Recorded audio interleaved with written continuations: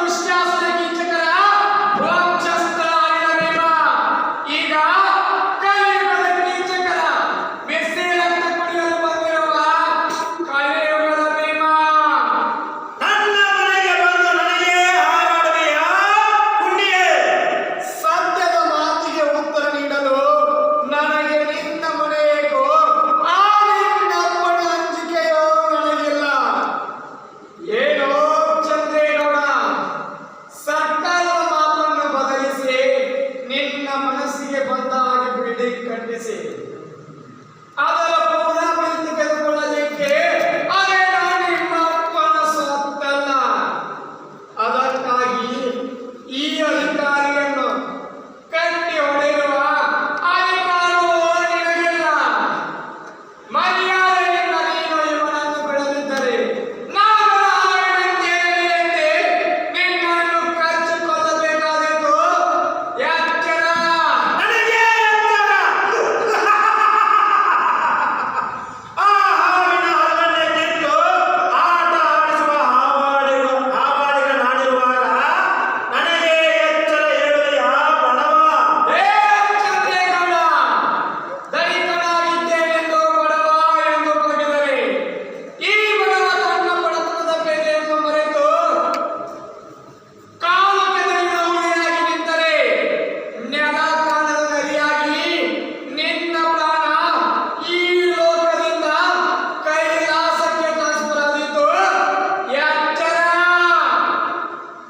ನಮ್ಮ ಮನೆಗೆ ನಮ್ಮ ಮನೆಗೆ ಬಂದು ನಮಗೆ ತಮಾಷೆಗೇನೋ ಬಚ್ಚ. ಏ ಹುಚ್ಚ, ಕೆಚ್ಚಲಿಗೆ ಕೊಚ್ಚ ಅನ್ನೋ ಕೆಲಸವೇ ಗೊತ್ತಿಲ್ಲ.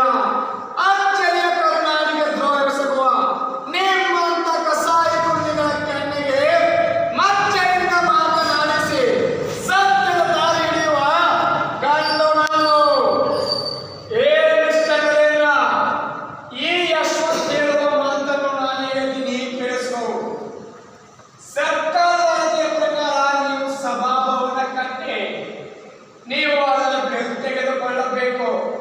ಅದನ್ನು ಬಿಟ್ಟು ನೀವು ನಿಮ್ಮ ರಾಜಕೀಯ ನಡೆಸಿದರೆ ಅದಕ್ಕೆ ನಾವು ಕೂಡ ಸಿದ್ಧ.